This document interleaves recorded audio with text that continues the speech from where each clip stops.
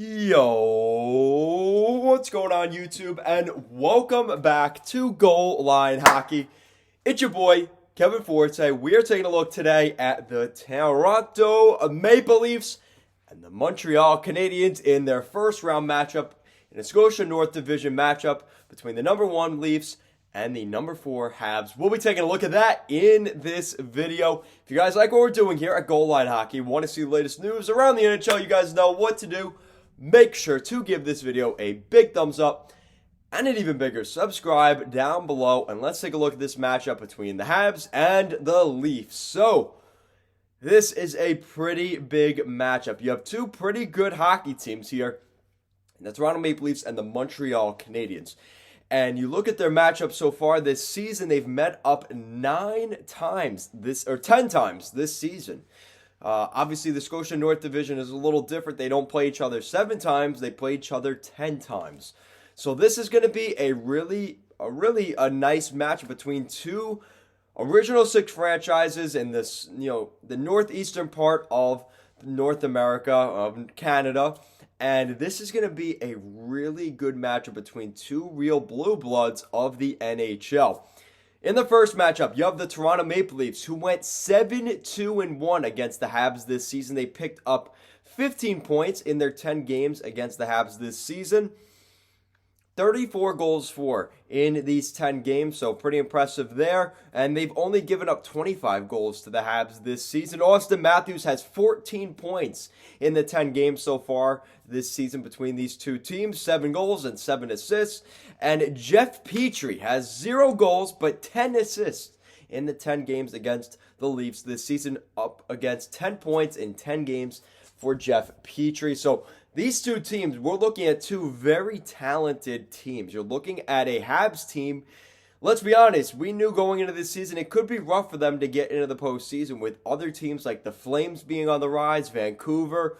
There was some talk that maybe the Habs would miss the postseason, but Marc Bergevin and the Habs do not have to worry about that. Their team is in the playoffs this year, which is very good news, and they will have a tough matchup, though, in the Toronto Maple Leafs here. So, the Leafs, obviously, we know their situation. Their forward core is very talented, but they've also added to the blue line over the last year and a half, really. And they've added a lot of guys like Zach Bogosian that are going to add a little bit more grit to this team. TJ Brody. And they've added guys like Wayne Simmons on the forward side of things. Joe Thornton. Add a little bit of experience and some playoff experience, a little bit of grit. And this is a really different Maple Leafs team than what I've seen over the past 2 or 3 years, and I think that's a good thing for the Leafs. On the other side, for the Habs, they are another team that's a little bit weird. You've got guys like Brendan Gallagher, Carey Price, Shea Weber, and then you've got the young guys like Alexander Romanov, guys like Jesperi Kotkaniemi, Ryan Poehling, Nick Suzuki, starting to come into their own and kind of changing the core of the Habs on the fly. So you have two teams in completely different situations. You have the Leafs, who are a win-now mode. They have their players in their prime, like Matthews, Marner, Tavares, and all those guys. And on the Habs side of things, you have a lot of guys that are continuing to develop and get better, that are young and kind of taking over from the old guard. So these two teams are very different in that regard, but they are very similar in that they see a Stanley Cup window right now with guys like Carey Price and Shea Weber on their, really on their decline at this point for the Habs.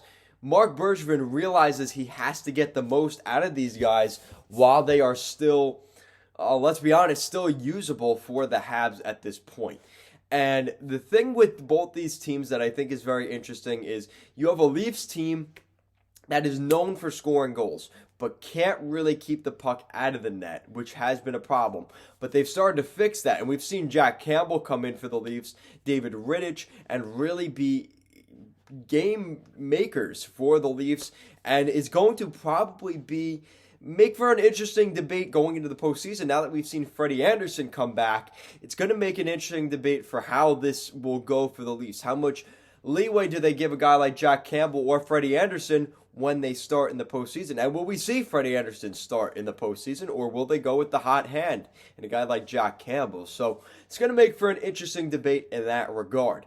And for the Habs, like I said, they have so many young guys that I'm really excited to see what they do in the postseason again. We saw what don't consider the Habs an easy out here. We saw what they did to the Pittsburgh Penguins last year in the playoff bubble. When you have Carey Price as your goaltender, you're going to be a hard team to beat. We saw that last year from the Montreal Canadiens. Don't be surprised if we see that again in this series. If Carey Price stands on his head, I don't care if it's Freddie Anderson, Jack Campbell, or David Rittich, it's going to be really hard to compete with Carey Price at his elite level. He's going to be a very hard goaltender to play against. So, that brings up the question, who do I think is going to win this series? You have the Leafs as really that team to beat, and the Habs are kind of the underdog coming into this series. So everyone would have the Leafs as a favorite, and I'm going to stick with that. I think the Leafs win this series in 7 games. I think the Leafs are just the better team. I think this is a good matchup for them in the Habs. Yes, they have some big guys like Gallagher and Anderson, and, guys that could cause a little bit of trouble. But let's be honest, this is not one of the bigger, better teams that the Leafs would have to play in a playoff scenario. If you had to talk about the Oilers with the star power with McDavid, they could score goals back and forth. Or you talk about a team like the Winnipeg Jets, who has a little bit more grit to their team. I think the Habs are the best matchup for the Leafs, and I'm sure the Leafs are pretty happy to have the Habs as their team to play against.